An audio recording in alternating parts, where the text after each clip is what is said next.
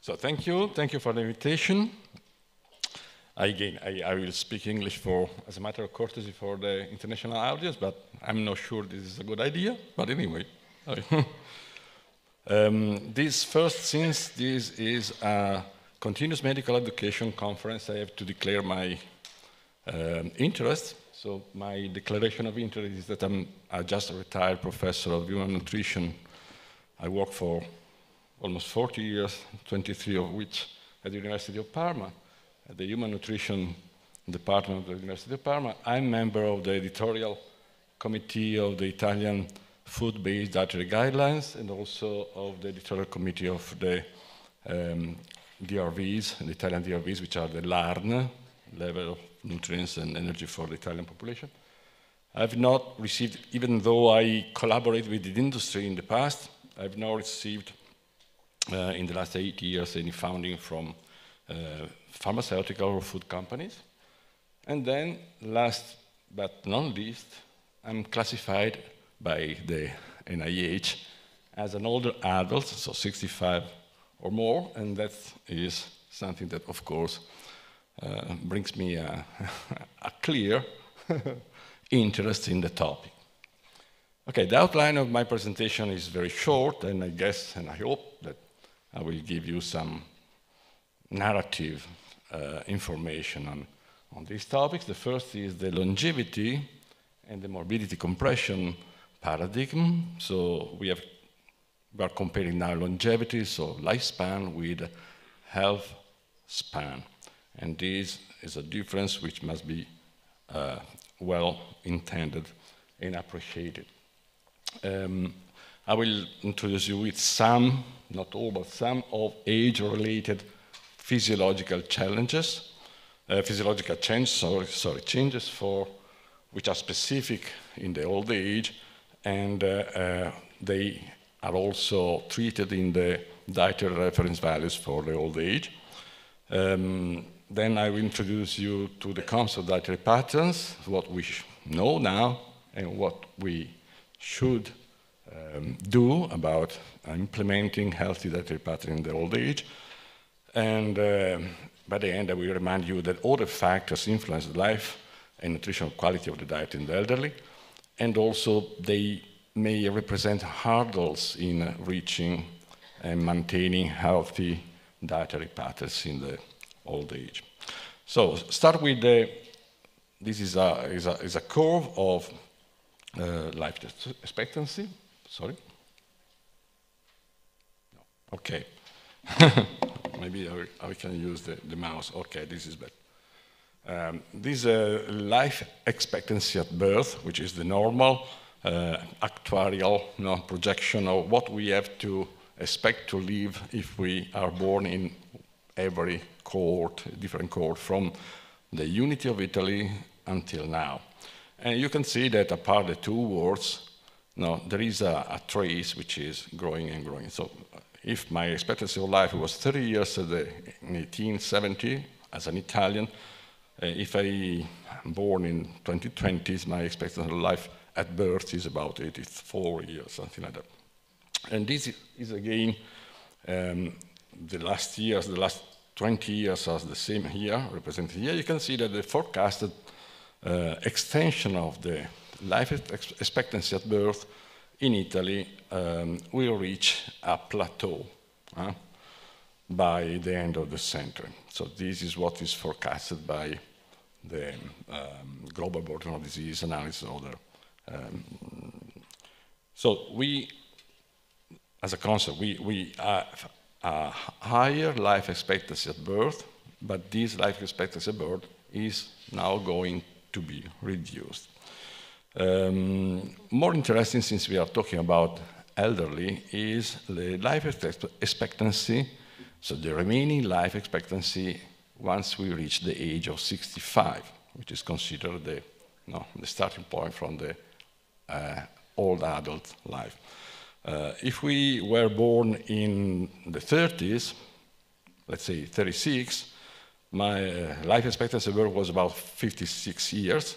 But when this cohort has reached 65, so in 2002, the life expectancy for male was almost 82, and for females, almost 86. What does it mean? So the lost years in between are, of course, people who died before reaching 65 years.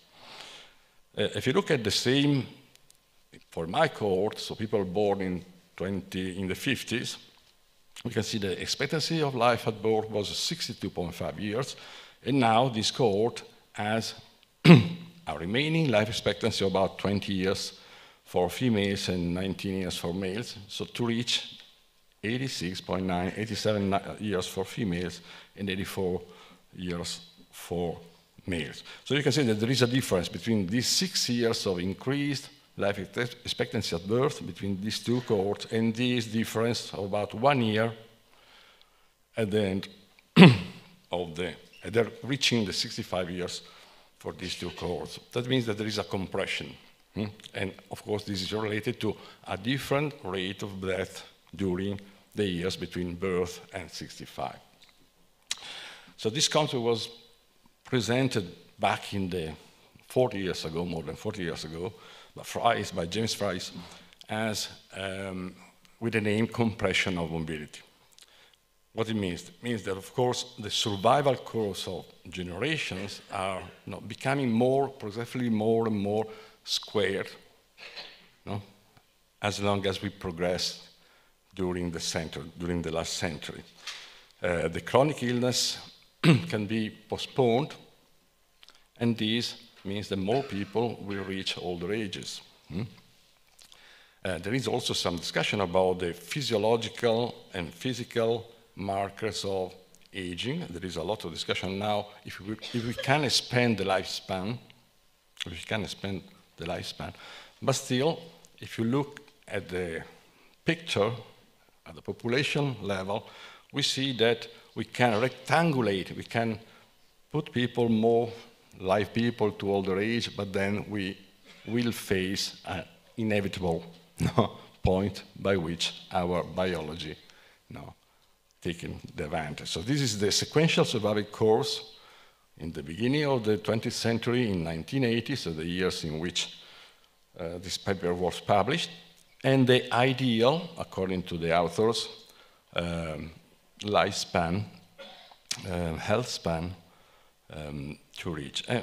They also commented the shaded area not changed during the 80 years in the 20th century, and this is probably what we have gained from the 1980 to now. So we are almost into a situation by which our life expectancy is. So if you assume a normal biological distribution, the statistic, by looking at this data, suggests that under ideal societal condition, the mean age of that, is not far from 85, 86 years. Maybe now has changed a bit more, about 87. But still, that means that we have a smaller fraction of people who dies before this mean age, and a relatively smaller fraction of people who will reach older ages. So, of course, the dimension of these biological can be moved, it can be pushed ahead a bit, but the research studies on longevity are different from the research study on health lifespan. So even though we are getting better and better regarding life expectancy in the elderly, mortality is, of course, inevitable.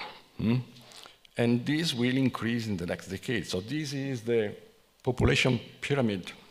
Italy, 2015, 60 million people living in Italy, and this is the baby boomer, the baby boomer class of our Italian fellow. In 2020, in 2030, in 2040, in 2050. By 2060, so 40 years from now, the population in Italy will be reduced by about 12 million people, if everything remains like that, so we'll see what happens. But, of course, the absolute number, and even more, the percent of total population, of death on the total population, will follow this demographic distribution. I am speaking now especially for the people who is following the course on scientific communication, scientific journalism. It's very important to appreciate this point, because beware whenever you read that in Italy mortality for chronic disease, X or Y or whatever, so for cancer, for diabetes, for cardiovascular disease is increasing as a percentage of the population. And this is due, of course, because we are changing our behavioral, our environmental conditions in a negative way. No, this is due to the fact that we have this progression on people who becomes older. More people reaches an older age. And that, of course, means that there will be a higher degree of mortality for chronic diseases. But I don't want to speak about chronic disease. I will speak only regarding the healthy adults, because this is the task has been asked to discuss here. And of course, when we look at the old age, a part of the disease, of the chronic disease, of the prevalence of disease, that is no matter of the discussion.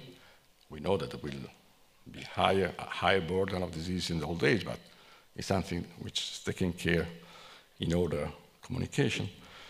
But let's say, a part of these, the chronic disease, we have also some physiological changes and also functional changes that we have to consider when we talk about nutrition in the older age, because they can affect the nutritional requirements.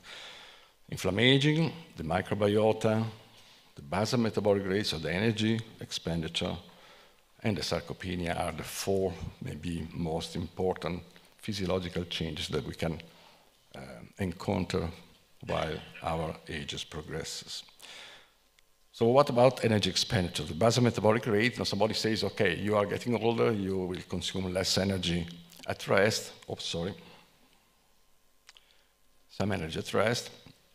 And in general, you will consume less energy. And so your energy requirement will have to be taken into consideration. So this curve represents the total energy expenditure in megajoule per day in male and female data, taken over a large number of data with a double level of water.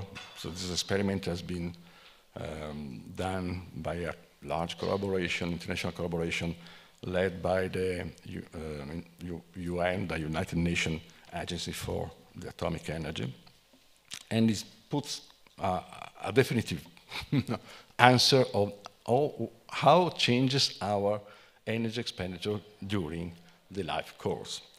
So if you look at the data of the adjusted and the basal energy expenditure adjusted for fat-free mass, the first information that we have is that we don't note any changes, any difference between male and female. So by unit of fat-free mass, our energy expenditure during the course of the life is the same, male and females. And the same happens for the total energy expenditure. If you look again at the putting 100, so normalizing the data to 100 as the energy expenditure, basal energy expenditure, and total energy expenditure of the adult life, you can see that there is a decline in the later part of the years, after 60 years old, but the decline in the total energy is much higher than the decline in the basal energy expenditure. So there is another factor that, of course, must be taken into consideration. And this factor is the physical activity, of course. So again, this is the model, modeling the contribution of physical activity and tissue-specific metabolism to daily expenditure. We can see that there are at least 4 different stages in our life. The first is from birth to 1 year old, when the relative weight of organs is much higher compared to the total fat-free mass, and then the energy expenditure is much higher. Then this will decline up to about 20 years, of course, while we grow, and then we become stable from 20 to 60 years old. Then, in later life, the decline that we see, that we can appreciate in the total energy requirement, is due to both a reduction, slight reduction in the basal energy expenditure, but especially a reduction in the physical activity. So when physical activity and tissue-specific metabolism follow the life course trajectories, which are evident from studies made with accelerometry, adjusted basal expenditure, etc., so the model predicts very well the total requirement. So what is, therefore, the need of energy for people which is older than 60? So the data for Italy, those are the DRVs for Italian population, assuming a body weight and body mass for a BMI of 22 with different heights and weight, which are corresponding to the healthy body weight for the Italian population. From 60 to 80 years, 60 to 75 years, the requirement changes a bit in terms of energy required by the metabolism, the basal metabolism, compared to the more than 75. So being 74 and being older than 75 changes a bit the total metabolism, the total expenditure for basal metabolic rate, but the real change is due to the different physical activity level. So from a people who is sedentary or hypokinetic and a people who is active with a PAL of 1.75, the difference is about 500 kilocalories, and this both for male and female. So more than looking at the decline of basal energy expenditure, we should look and take care of the decline of the physical activity in the elderly, if you want to model the energy requirement for them. Those values are exemplificative, are non-normative, of course, and are referred to the requirement of healthy individuals. So different consideration might be done for frail people, frail individuals, individuals which have specific pathologies, but this is not the topic of mine. What about sarcopenia? So we say that the decline in basal metabolic rate may be due to the loss of muscle mass, of fat-free mass. And in part, this is true. Sarcopenia is a progressive and generalized skeletal muscle disorder, which includes both a reduction of the muscle mass, but also a reduction of the strength and a reduction of the function of the muscles, of the skeletal muscles. This is something which happens, progressively happens and is inevitable, can be reduced. We will see that there is some, but must be taken into consideration when we want to look at the nutritional requirement.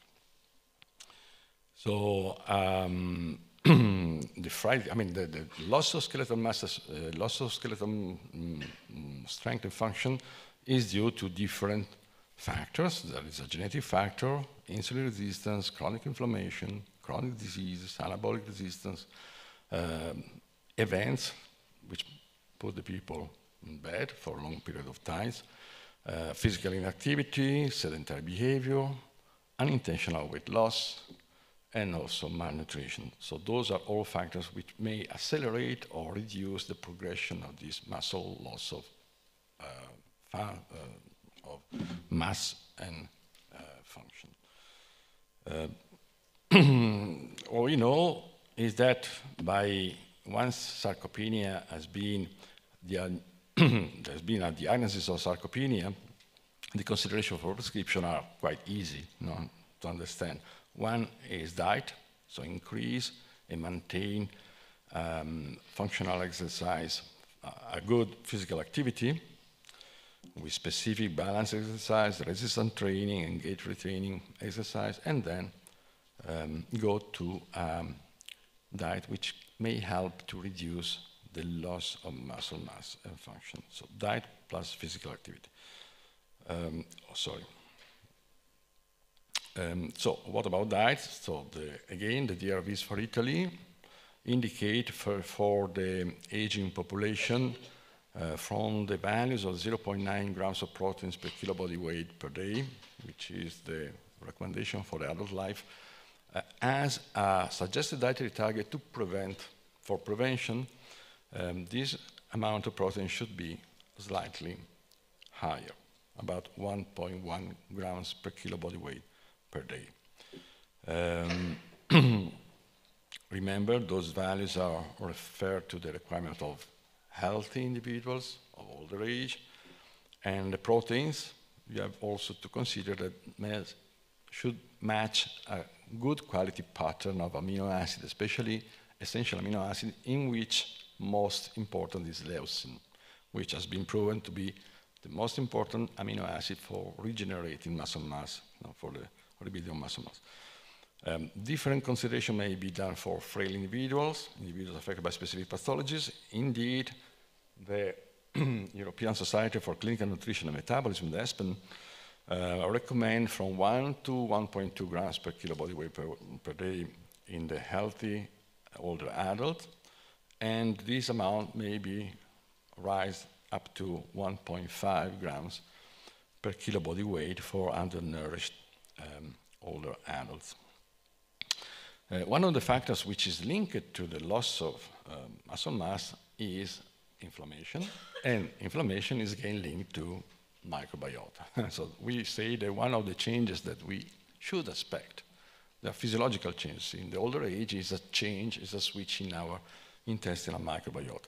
So the age-related change in microbiota has also been called dysbiosis in elderly or microbe-aging, and is characterized by a loss of specific genera, such as Clostridiales, Bifidobacterium, and an enrichment in proteobacteria, and also an overrepresentation of some pathobions, such as Enterobacteriaceae. So there is a switch, a change, a shift in the profile of the intestinal microbiota in the elderly. So given the intestine is subject to changes which are age-related in both function, integrity, and the tissue, capacity of peristalsis, capacity of the epithelial barrier to the mucous layer composition, function integrity, inflammation, and so on.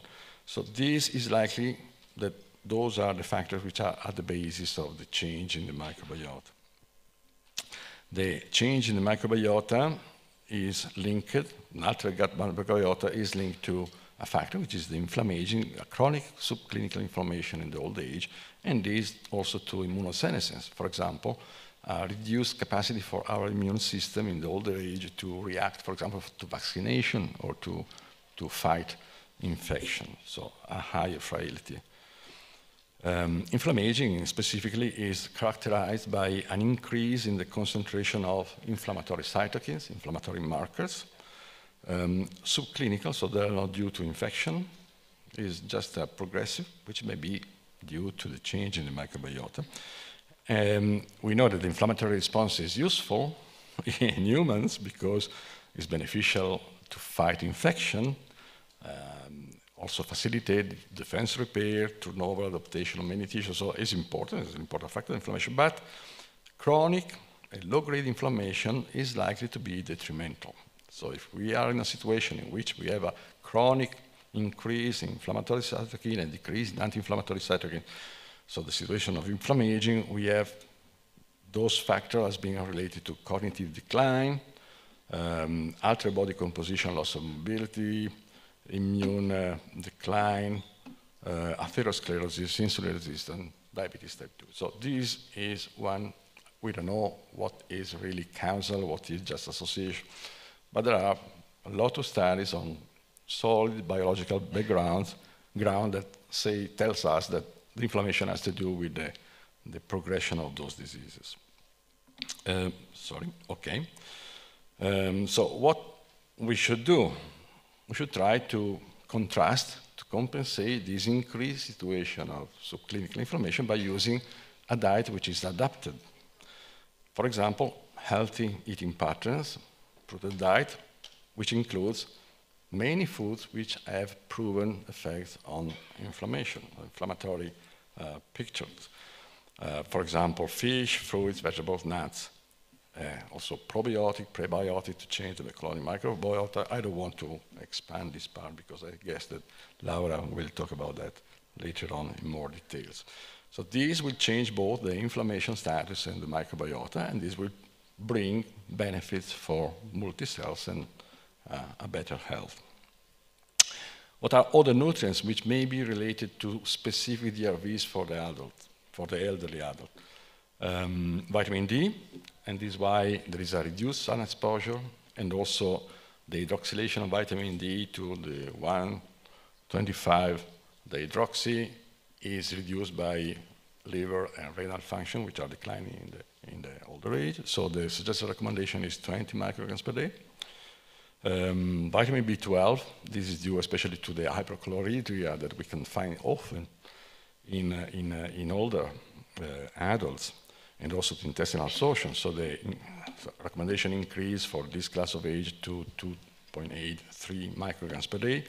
Vitamin B6, which is often, there is often a deficit of vitamin B6 in the elderly, 1.7 milligrams per day. Omega-3 polyunsaturated fatty acid, because it's critical because of the inflammation that we said before, the chronic inflammatory status, and also for the effect on cognitive decline and on sarcopenia.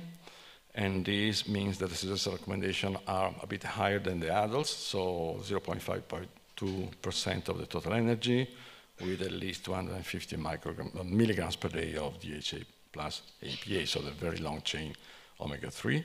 Magnesium, dietary fiber. Dietary fiber is important, is a point which is quite important, because we know that elderly have also a different hydration status and different transit time, and they tend to be constipated higher, and also because of the effect of fiber on microbiotas, especially soluble and prebiotic fiber. 25 grams, including prebiotic fiber and whole grains. And then plant bioactive, a lot of plant bioactives. Laura will talk about that later on in more details. But again, bioactive, we can contrast inflammation, the gut composition microbiota, the composition of the gut microbiota, and also the effect on radical scavenging. And this means that just the recommendations are more food-based than nutrient-based, such as plenty of plant foods, different types of quality, unpeeled nuts, so the one with the peel outside. If you drink alcohol, red wine, tea and coffee, and so on. So from these dietary requirements, we can also design some different food dietary patterns. So physical activity, first, most important, maintain an active lifestyle. So this reduces sarcopenia, maintain optimal cardiopulmonary fitness. It's not needed for reducing the body weight. BMI in the older age is not a critical factor. Let's say, past the 75, so you can also be a bit fatter, and it's not a problem for you. So you will reduce a lot of your risk linked to the body, because you already survived until an age by which this is not a risk factor any longer. But it's very important for the cardiopulmonary fitness and for the sarcopenia. And also is linked to the energy that we will need. That means the food, that means the nutrients in the food. And this brings you to the nutrient density aspect of the food. So nutrient density is very important. It's more important for older adults than for the older population classes, because you have to select diets containing foods which are sometimes with a slightly lower energy density or a normal energy density, but high nutrient content, high nutrient to energy ratio. So you have to increase the intake of proteins, some nutrients of special interest, by maintaining or reducing a bit the energy content. So that means that the energy density, the nutrient density of the foods must be higher. Of course, the reduction of energy intake is linked to the physical activity, as we've seen before. Plant foods, select plenty of vegetable foods, including berries, nuts, cocoa, whole grains, and so on. This increases the dietary fiber, maintains healthy microbiota, increase anti-inflammatory phyto compounds, and dairy proteins and probiotics include daily proteins from low-fat or normal fat milk, especially whey proteins, which is rich in leucine, fermented food, and this to reduce sarcopenia and maintain a healthy microbiota, and then fish and marine food, especially for the content of omega-3 long chain, which are needed in excess to the diet of the older. So all these are taken out by a lot of different publications. So we have a lot of literature on that. So it's difficult to take, to keep track of all the literature, but I assure you that this is a hot topic because of the population is getting older and older, and so this is an interest, or even more a part of researcher or basic science or physician is also a problem, or a societal problem that need to be addressed. We have mainly data coming from epidemiological studies, observational studies with more or less good quality. And we have also some data on randomized controlled trials. But of course, these are a limited numbers, which mainly related to intermediate marker of effect. For example, one of the important aspects is the prevention of cognitive impairment in older age through diet.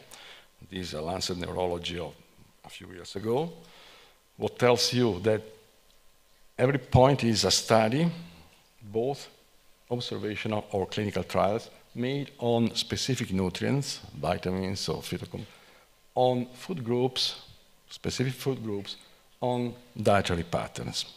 And what you can see, that there is a tendency for many classes of food to cluster toward protective effects.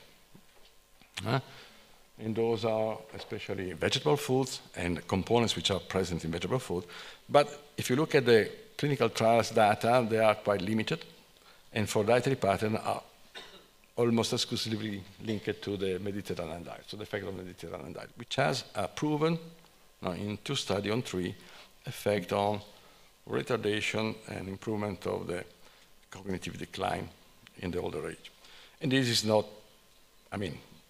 also if you look at the clinical trials in foods, you see that olive oil and nuts have also the same beneficial effect proven. So the 2 things might be linked. So a large body of epidemiological evidence exists for the positive, neutral, negative association of nutrients, foods, food groups, dietary patterns with cognitive impairment. But remember that the randomized controlled trials are few, are little. There is little hard evidence. And of course, the topics that we'll treat are too complicated to be assessed through other food patterns which are shown protective, at least from an epidemiological point of view, are the DASH, intervention for neurodegenerative delay, the general prudent diets are following the healthy eating index suggested by the NIH in America and so on. Those are needs and a way to compensate, to provide nutrients for the needs. I have still 5 minutes? Okay.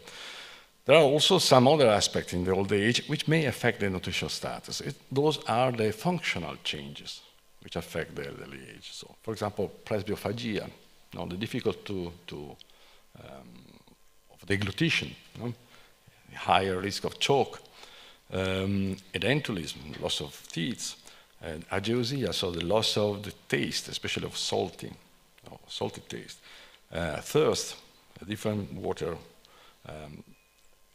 cognitive ability, of course, and then arthrosis. So arthrosis is something which is normally not considered very much. How arthrosis may affect the nutritional status? Well, arthrosis decrease physical activity, decrease the manipulation, the ability to manipulate food, the shopping and the kitchen autonomy of the older. An experiment that we did, a laboratory that we do in our department for our student of human nutrition is to put elastic band on 2 fingers, so to link 2 by 2 the fingers of the hands with elastic bands and put a weight, the lead weight, the strap-on weight for 1 kilo weight on the arms. And then go and prepare a minestrone by peeling, by cutting, by moving, and then serve the meal and use a 1.5 liter bottle of water to fill your glass and so on. So if you do that, try to do that at home as an experiment to see what means not to have the ability to manipulate the things.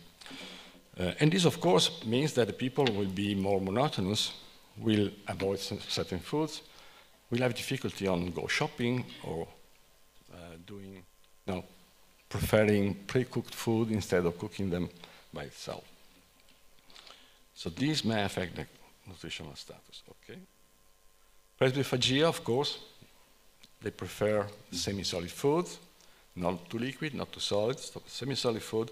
These decrease the palatability of the food, they exclude some food groups, and decrease the nutrient content of food because of overcooking. Normally those foods are overcooked to become soft enough to be degluted. What about the dentulism? Again, loss of raw food consumption, so a lot of raw food, especially vegetable fruits, will be excluded. Increase the eating time, and so also the response, the postprandial response to nutrients after eating and during eating. Decrease the nutrients for overcooking, and decrease overall the diet diversity. And again, what else? Ageusia, of course, increase the content of salt, will decrease the palatability of the foods and the diet diversity. Thirst, dehydration, higher risk of dehydration, changes in the acid-base balance, transit time, absorption of nutrients, and then the cognitive ability, of course, all the above, plus the eating autonomy. And this brings up to the last point, which is the age-related social and environmental factors which may affect nutritional status. So nutritional status is affected by the physiological changes, the morphological changes, and then also by the social and environmental factors. And those are institutionalization, so people who live in an institution instead of at home, lack of social support, loneliness, low education, reduced autonomy, low income, and lack of culinary skills.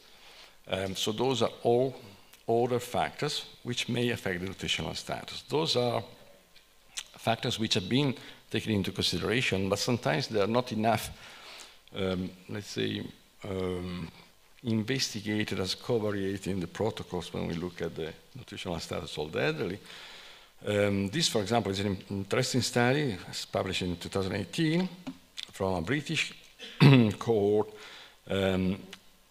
4 teams and 12 sub-teams emerged from social factors which may affect the nutritional status. Age-related changes, lower appetite for change, what we said before. Food access, food cost, you link it to the economic availability, support with food, maintaining independence. On your own, cooking just for one, the most of our autonomous, healthy elderly live alone. And that means that also there is an effect on cooking for one, both because you don't want to cook just for one, so you reduce your time passing in the kitchen, but also because sometimes you produce too much food for one, and then you tend to put it into the fridge or another way to conserve it for a longer time. And this may increase also, by the way, the risk of spoilage and hygiene. Relationship with food, food variety, food acquisition, food preparation, cooking, as well as eating habits. So those are all factors which indeed may present some hurdles, some obstacles, when we want to translate the healthy dietary pattern, healthy foods, into a real life. So all the factors that influence health-related quality of life and the aging process, of course, are the nutritional status and the aging process, which are reciprocally interacting through the effect on cognition, environmental, physical function, and also, of course, the medical status, the fact that you are more or less.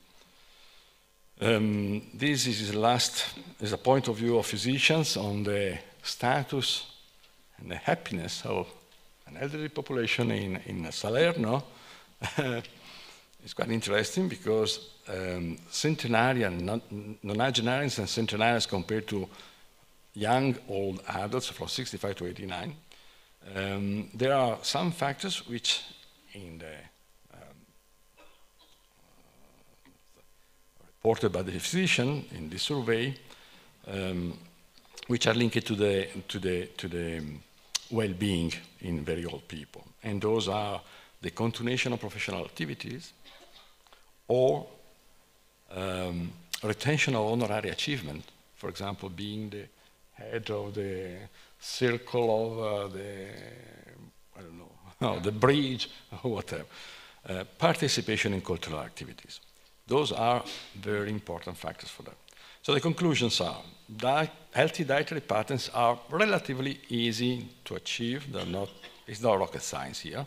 And they are not really different from those which are suggested for all ages and also from the prevention, primary prevention and treatment of some chronic disease, for example, the Medical Association for Diabetology or Cardiology. They provide more or less the same suggestion that we did before. However, the functional characteristics of the old age and life and societal conditions may present obstacles in achieving those patterns and maintaining protective lifestyle in the older age, including healthy dietary patterns. So obtaining social support from family, third party, may significantly contribute to the nutritional status. Sometimes more, at least at the same level, if not more, than following healthy dietary patterns. Remember that it's not enough to try to follow a healthy dietary pattern, but these are factors which may influence your nutritional status. The principal considerations of la Fondazione Ferrero should be regarded as a best practice for that. And it's also, if may I suggest, a practical, natural life experimental setting for studying those interactions in both nutritional and social and functional effect on age. Okay, last but not least, don't forget that for living longer and healthier, you should choose your parents carefully. And this is my mother, last month, at the age of 96. So, thanks, Mom. I did my best. Let's hope this is true.